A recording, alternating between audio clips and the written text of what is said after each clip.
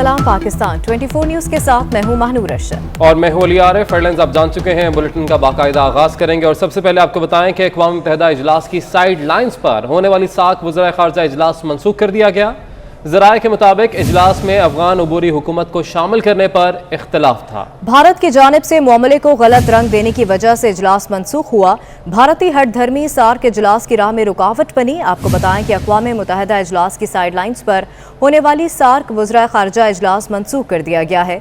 ज़राए के मुताबिक इजलास में अफगान अबूरी हुकूमत को शामिल करने पर इख्तलाफ था। भारत की जानिब से मामले को गलत रंग देने की वजह से इजलास मनसूख हुआ। भारतीय हट धर्मी सार्क इजलास की राह में रुकावट बनी।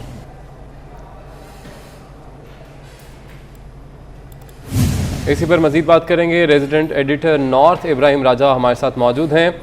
बताइएगा, इजलास जो है उसको मनसूख करना पड़ा है, भारत की हटधर्मी यहाँ पर देखने में आई? जी, 24 सितंबर को वज़ीर-ए-आज़म इमरान खान ने अक़वाम मुत्तहिदा की जनरल असम्बली से खिताब करना है और इससे अगले दिन यानी 25 सितंबर को सार्क वज़ीर ख़ारजा का एक इंतहाई अहम इजलास होना था।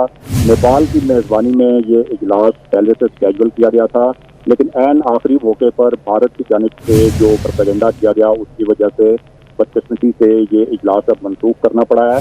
पाकिस्तान की जानिब से ये तजवीज़ पेश की गई थी कि अफगान तालिबान की जो नई अबूरी हुकूमत है उसको भी इस इजलास में नुमाइंदगी दी जाए, लेकिन भारत के जो मुस्तकिल मंदूब हैं अक़वाम मुत्तहिदा ने, उन्होंने इसके खिलाफ लॉबिंग की। इसके साथ साथ पाकिस्तान पर भी इल्ज़ाम तराशी की गई, जिसके बाद भारत ने सफारती सतह पर जिस किस्म की मुहिम चलाई उसके बाद अब ये फैसला किया गया है कि क्योंकि एक कंसेंसस नहीं है अफगान नई और पूरी हुकूमत को नुमाइंदगी देने के मामले पर, इस वजह से अब हमारे जो ज़राए हैं उन्होंने तस्दीक की है कि इस इजलास। ठीक है इब्राहिम राजा, आपने अपडेट किया, बहुत शुक्रिया आपका।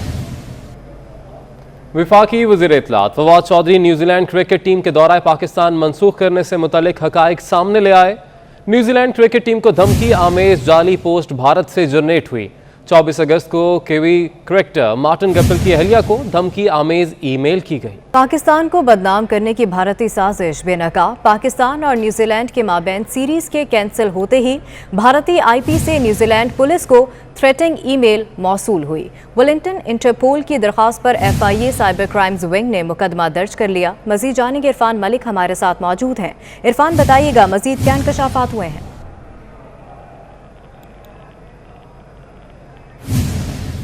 इरफान से हम राबता बहाल करने की कोशिश करेंगे। आपको बताएं कि पाकिस्तान को बदनाम करने की भारतीय साजिश बेनकाब।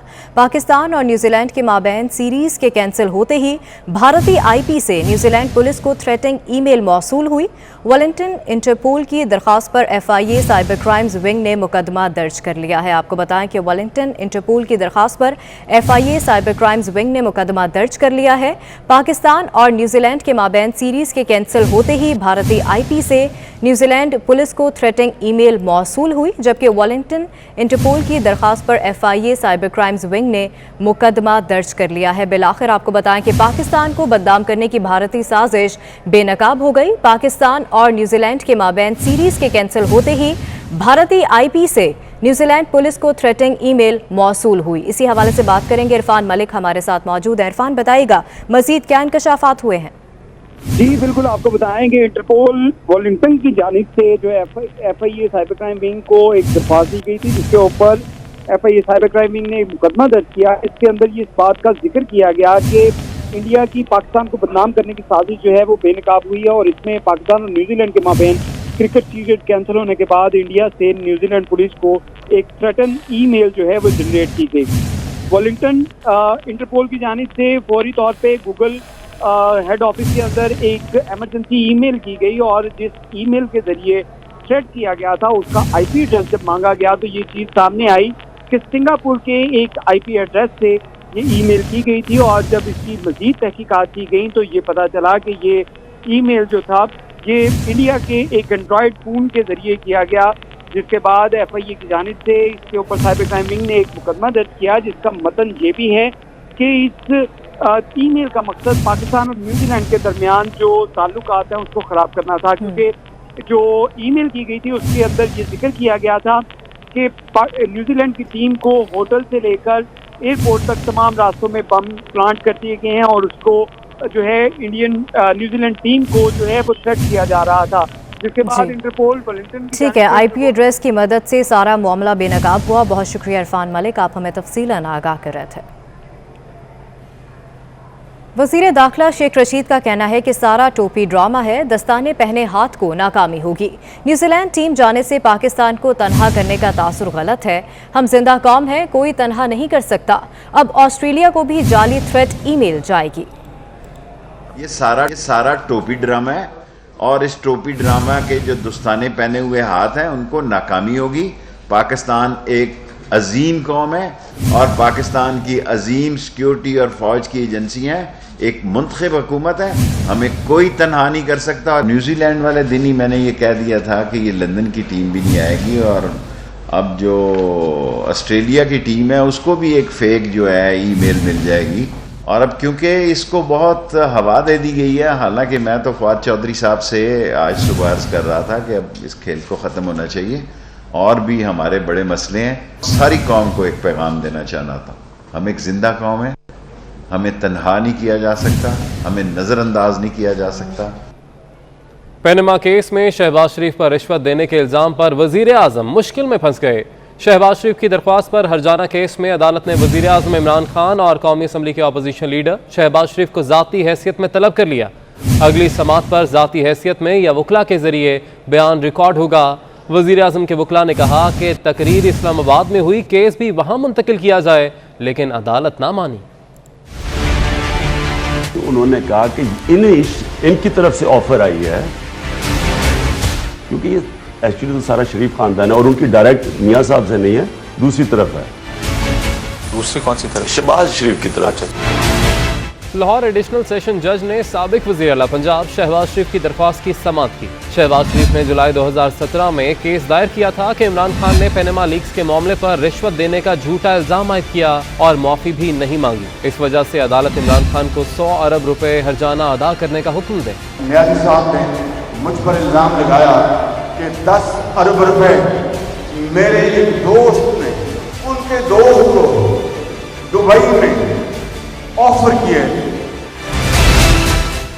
अदालत उस्मा से दर्दमंदाना अपील होगी कि फिर वो सादिक अमीन का फैसला करके पाकिस्तान जिंदाबाद। वज़ीर आज़म इमरान खान की तकारीर में होने वाले इल्ज़ामात का कोई सबूत तो पेश नहीं करते, लेकिन बात जोरदार अंदाज से करते हैं। लेकिन इस बार मामला उल्टा पड़ता दिखाई दे रहा है। वज़ीर आज़म के वकला पहले केस को नाकाबिल समाअत करार देते रहे, फिर बात ना बनी तो दरख्वास्त वापस ले ली और अब कार्रवाई का आगाज हो गया। वज़ीर आज़म के वकला ने कहा कि इल्ज़ाम इस्लामाबाद में लगाया तो केस भी इस्लामाबाद में मुंतकिल किया जाए, लेकिन अदालत ने दरख्वास्त मुस्तरद कर दी। अदालत ने हुक्म दिया कि वज़ीर आज़म इमरान खान और कौमी असम्बली के अपोजिशन लीडर शहबाज शरीफ ज़ाती हैसियत में पेश हों या फिर वकला के जरिए केस मैनेजमेंट कॉन्फ्रेंस के लिए पेश हों। दोनों को अगली समाअत पर बयान रिकॉर्ड कराने का हुक्म दे दिया गया। समाअत 6 अक्टूबर तक मुलतवी कर दी गई। उधर सदर मुस्लिम लीग नून पंजाब राना सनाउल्लाह का कहना है कि तहरीक इंसाफ के 14 से 15 इलेक्टेबल्स हमारे साथ राबते में हैं। अगर मरियम नवाज को जेल में बंद किया गया तो उनका सियासी कद मजीद बढ़ जाएगा। मियाँ नवाज शरीफ के तन के कपड़े भी कुर्क कर लें, ये तहरीक अपने अंजाम के पहुँचे बगैर ख़त्म नहीं होगी। मीडिया के खिलाफ बदतरीन सलूक किया जा रहा है। राना सनाउल्लाह ने मजीद क्या कहा, आपको दिखाते हैं।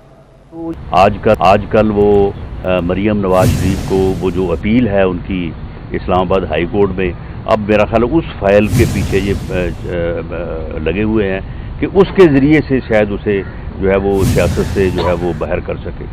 लेकिन इनको ये मालूम ही नहीं है कि अगर आपने मरियम नवाज शरीफ को जेल में बंद किया तो ये आप उसकी सियासत को अपनी तरफ से तो ख़त्म करने की कोशिश करेंगे, लेकिन ये तो उसको जो है वो और जो है वो कहते हैं ना कि और जो है वो ऊंचा करने के लिए जो है वो उसका जो है वो बाइस बनेगी। मामला ये है कि ये जो मर्ज़ी कर लें, ये मियाँ नवाज शरीफ के तन के कपड़े भी जो है ना उनको कुर्क कर दें। इंशाअल्लाह ताला जिस रास्ते पे हम चले हैं इसको जो है वो पाया तकमील तक पहुँचा के छोड़ेंगे। अहम खबर आपको देंगे। अमरीकी सफारतकार की इस्लामाबाद में मौलाना फजल रहमान की उनकी रिहाइशगाह पर मुलाकात हुई है। अफगानिस्तान की मौजूदा सूरत हाल पर बातचीत भी की गई है। आपको बताएं कि इस मौका पर मौलाना लुत्फ़ुर रहमान भी उनके हमरा मौजूद थे और असद महमूद भी उनके हमरा मौजूद थे। अमरीकी सफारतकार की इस्लामाबाद में मौलाना फजलुर रहमान से उनकी रिहाइशगाह पर मुलाकात हुई है। अफगानिस्तान की मौजूदा सूरत हाल पर बातचीत भी की गई। इस मौके पर असद महमूद, मौलाना लुत्फुर रहमान भी उनके हमरा मौजूद हैं। अहम मुलाकात के हवाले से आपको आगाह कर रहे हैं। अमरीकी सफारतकार की इस्लामाबाद में मौलाना फजलुर रहमान से उनकी रिहाइशगाह पर मुलाकात हुई है। अफगानिस्तान की मौजूदा सूरत हाल पर बातचीत की गई इस मुलाकात में, और इस मौका पर असद महमूद, मौलाना लुत्फुर रहमान भी उनके हमरा मौजूद थे। आपको बताएं कि इस्लामाबाद में मौलाना फजलुर रहमान से अमरीकी सफारतकार की मुलाकात हुई है। मुलाकात में अफगानिस्तान की मौजूदा सूरत हाल पर खुसूसन बातचीत की गई। इस मौका पर असद महमूद, मौलाना लुत्फुर रहमान भी उनके हमरा मौजूद थे। इस मुलाकात में अमरीकी सफारतकारी की इस्लामाबाद में मौलाना फजलुर रहमान से उनकी रिहाइशगाह पर मुलाकात हुई है। अफगानिस्तान की मौजूदा सूरत हाल पर बातचीत भी की गई इस मुलाकात में।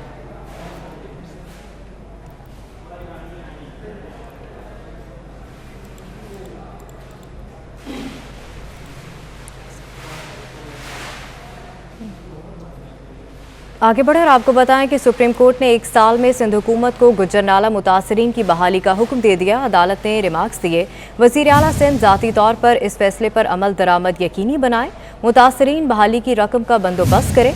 वज़ीर आला सिंध से 2 हफ्ते में इब्तदाई अमल दरामद रिपोर्ट भी तलब कर ली गई है। तफसीलात इस रिपोर्ट में जानिए। आगे बढ़ेंगे, आपको बताएं कि नूर मुकद्दम कत्ल के खिलाफ नेशनल प्रेस क्लब इस्लामाबाद के बाहर एहतजाज किया जा रहा है। मुजाहरे में सिविल सोसाइटी, मर्द व ख़वातीन की बड़ी तादाद मौजूद है। मुजाहरे में शोबे से वाबस्ता अफराद भी शरीक हैं। मज़ीद जानेंगे हमारे नुमाइंदे उस्मान जावेद जो कि वहीं पर मौजूद हैं। उस्मान, अपडेट कीजिएगा।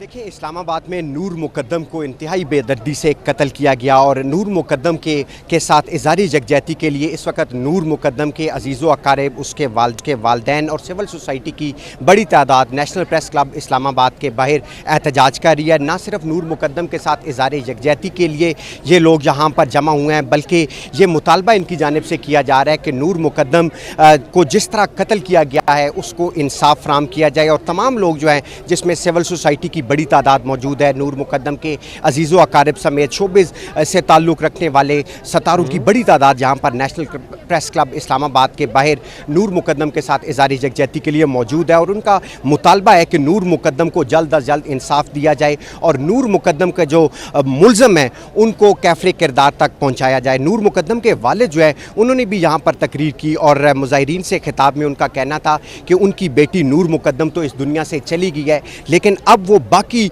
जो पाकिस्तान की बेटियां हैं उनका केस लड़ने के लिए इस वक्त मुजाहरे में शरीक है। आपने अपडेट किया, बहुत शुक्रिया आपका।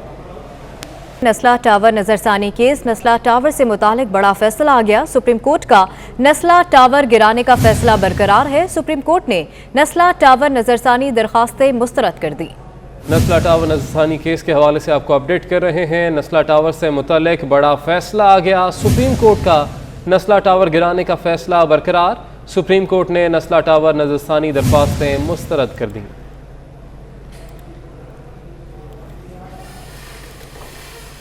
आगे बढ़ेंगे, आर्मी चीफ ने integrated air defence battle management centre का इफ्तिताह कर दिया। Commander army air defence lieutenant general Hamooduzzaman Khan ने आर्मी चीफ को air defence battle management centre के उमूर से आगाह किया। ISPR के मुताबिक आर्मी चीफ ने एयर डिफेंस की कारकर्दगी और किरदार को सराहा। आर्मी चीफ ने कहा कि गुज़िश्ता चंद साल में आर्मी एयर डिफेंस ने नुमाया कारकर्दगी दिखाई। जंग के मैदान में चैलेंजेस से बेहतर तौर पर निपटने के लिए मरबूत ताउन ज़रूरी है। वज़ीर ख़जाना शौकत तरीन ने महंगाई का जिम्मेदार IMF प्रोग्राम को करार दे दिया। कहते हैं कि फूड कंट्रोल इंस्पेक्टर्स का निज़ाम बहाल किया जाए। तेल की कीमतें बढ़ने और गाड़ियों की दरामद से डॉलर महंगा हुआ है। पाकिस्तान से डॉलर अफगानिस्तान जा रहा है। आलमी तौर पर तासुर मनफी होने से एक्सपोर्टर्स पैसा बाहर रखना शुरू कर देते हैं। 18 के बाद जो हमारा IMF का प्रोग्राम हुआ उससे डिस्काउंट रेट बढ़ गया, उससे हमारी डिवैल्यूएशन हुई, उससे कीमतें बढ़ी और यूटिलिटी प्राइसेस की वजह से भी हमारी जो इन्फ्लेशन बढ़ी। हम फूड सब्सिडी देंगे, आटे पे देंगे, चीनी पे देंगे, घी पे देंगे और दालों पे देंगे, जो तकरीबन 40 से 42% पॉपुलेशन है। प्राइस कंट्रोल कमेटीज़ होती थी, मैजिस्ट्रेट्स होते थे, मुशर्रफ के वक्त में उनको हटा दिया गया। अब हम वापस उनको लाने की कोशिश कर रहे हैं कि वो एडमिनिस्ट्रेटिव जो नीचे स्ट्रक्चर जो है वो बिल्कुल ख़त्म हो चुका था और हर मनमानी से लोग जो हैं वो कीमतें ले रहे थे, उसको वापस लेके आ रहे हैं, बिकॉज उससे कम से कम हमारे ये आम आदमी को उसका फ़ायदा होगा। गाड़ियाँ काफ़ी इंपोर्ट हो रही हैं, उसके ऊपर हम एक्शन ले रहे हैं, लेकिन ये उसका तीसरा जो है वो अफगानिस्तान का है। अफगानिस्तान से यहाँ डॉलर जा रहे हैं, अभी यहाँ से उधर जा रहे हैं क्योंकि उन्होंने भी चीज़ें खरीदनी है और डॉलर। आपको बताएं कि डेंगू वायरस में मुब्तला मरीजों की मुश्किलात में इजाफा। डेंगू मरीजों के इलाज में इस्तेमाल होने वाली डेक्स्ट्रॉन 40 ड्रिप मार्केट से नापैद हो गई है। मजीद बता रहे हैं लाहौर से जाहिद चौधरी। डेंगू बुखार के मरीजों के इलाज में इस्तेमाल होने वाली डेक्स्ट्रॉन 40 ड्रिप मार्केट में नापैद हो गई है। डेंगू हेमोरेजिक फीवर में मुब्तला जो मरीज़ हैं, जिनकी ज़िंदगियाँ बचाने में अहम जो है वो किरदार की हामिल जो डेक्स्ट्रॉन 40 ड्रिप है वो इस वक्त मार्केट में, मेडिसिन मार्केट में दस्तयाब नहीं है। ख़ास तौर पर जो प्राइवेट अस्पताल हैं उनमें इलाज के लिए दाखिल जो डेंगू हेमोरेजिक फ़ीवर के मरीज़ हैं उनको जो है वो डेंगू शॉक से बचाने के लिए, उनकी जान बचाने के लिए डेक्स्ट्रॉन 40 ड्रिप जो है वो इंतहाई नागुज़ीर है, लेकिन ये ड्रिप जो है इस वक्त मार्केट में मैसर नहीं। और इस सूरत हाल का इंकशाफ जो है वो डेंगू एक्सपर्ट एडवाइजरी ग्रुप के इजलास के दौरान हुआ, जिसमें ये बताया गया कि प्राइवेट अस्पतालों के पास डेंगू हेमोरेजिक फ़ीवर के मरीज़ जो हैं उनकी ज़िंदगियाँ बचाने के लिए डेक्स्ट्रॉन 40 ड्रिप जो है वो उसका स्टॉक मैसर नहीं है। इस सूरत हाल का फौरी तौर पर नोटिस लेते हुए अब डेंगू एक्सपर्ट एडवाइजरी ग्रुप की जानिब से महकमा प्राइमरी एंड सेकेंडरी हेल्थ को एक मुरासला अरसाल किया गया है, जिसमें ये इस्तदा की गई है कि जिस तरह महकमा प्राइमरी एंड सेकेंडरी हेल्थ महदूद पैमाने पर जो स्टॉक बैरून मुल्क से जो है वो दरामद करता है ताकि वो सरकारी अस्पतालों में जो है वो डेक्स्ट्रॉन 40 ड्रिप जो है वो डेंगू हेमोरेजिक फ़ीवर के मरीज़ों को फराहम कर सके। डेक्स्ट्रॉन 40 ड्रिप है, ये जो है वो लाइफ सेविंग ड्रग है और अगर ये नहीं मिलती तो डेंगू शॉक में मरीज़ जा सकता है, उसकी ज़िंदगी को संगीन ख़तरा लाहक हो सकता है। इसलिए फौरी तौर पर इस हवाले से इक़दाम किए जाएँ। ठीक है, बहुत शुक्रिया जाहिद चौधरी, आप हमें तफसीलन आगाह करें कि सिंध के अजीम सूफ़ी बुज़ुर्ग और शायर हज़रत शाह अब्दुल लतीफ़ भिटाई के 278वें उर्स की तकरीबात का आगाज़ हो गया है। चहलम शहदाए करबला और बीबी सकीना की शहादत के सिलसिले में गम्बट से अज़ादारों का काफ़िला भिटाई दरगाह पर पहुँचा है, जिसमें शहदाए करबला को खिराज अकीदत पेश किया जा रहा है। मज़ीद जानेंगे हमारे नुमाइंदे मोहम्मद इफ्तिखार से, जो कि इस वक्त वहीं पर मौजूद हैं। इफ्तिखार बताइएगा।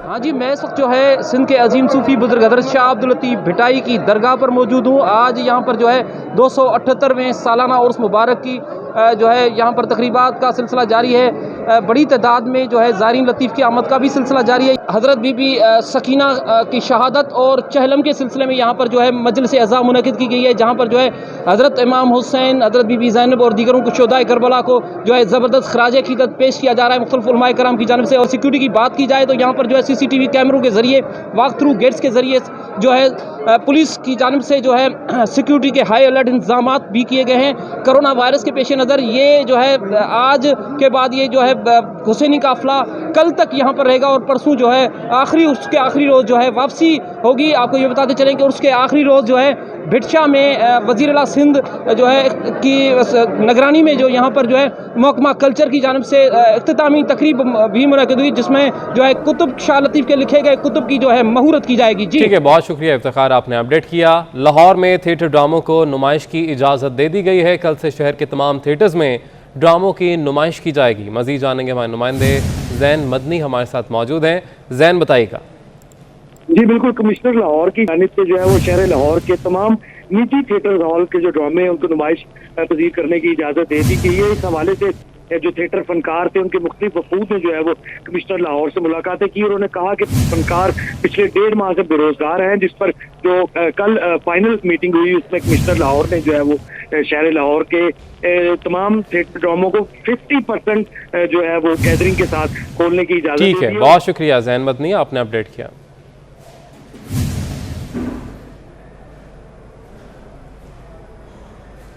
Rafi group green palms housing project Gwadar और लाहौर चैम्बर ऑफ कॉमर्स के दरमियान मुआहिदा तय पा गया है। बिजनेस कम्युनिटी की सरमायाकारी के लिए खुसूसी तौर पर ग्रीन पाम्स गवादर में एक ब्लॉक मुख्तस किया जाएगा।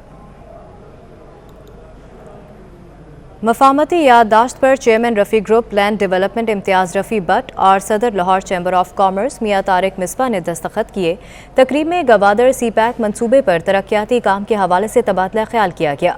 सदर लाहौर चैम्बर मियां तारिक मिसबा का कहना था कि गवादर इलाकाई तजारत को फ़रोग देने और पाकिस्तान की मुआशी सरगर्मियों की तरक्की के लिए इंतहाई अहमियत इख्तियार कर चुका है, जहाँ सरमायाकारी के बेहतरीन मौके मुयसर हैं। Chairman Rafi group green palms housing project Imtiaz Rafi का कहना था कि गवादर में आलमी मयार की रिहायशी मंसूबे की तामीर में जदीद रुझानात और कारोबारी ज़रूरियात को मद्देनज़र रखा गया है। और इसके साथ ही न्यूज़ स्टूडियो से फिल वक्त एक ब्रेक के बाद हाजिर होंगे हेडलाइंस के साथ।